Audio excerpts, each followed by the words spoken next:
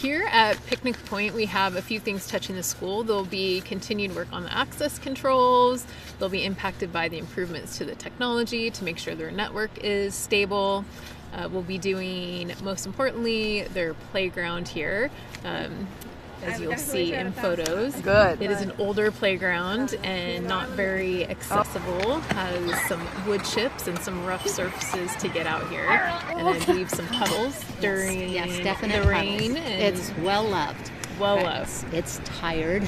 It needs some upgrades. And again, we want to continue to have this place be an area where our community feels comfortable to come and use it.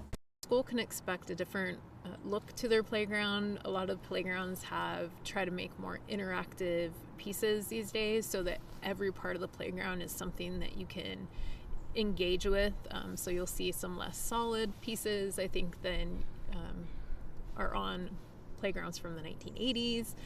You'll see some spaces where maybe a student with mobility issues could access more easily from the ground and be inside that play area, because one, they can get there, but two, the play equipment's meant so that they can be somewhere within that play structure, so they're close to their friends if they want to engage with them versus on the sidelines. This is a community that uses this playground quite a bit. We have a lot of families that come after school. We have a lot of sports teams. We have older adults that come out and walk our track. And they really are where our community goes after school hours to have a park to play on. It's supplementing what our counties and our cities have.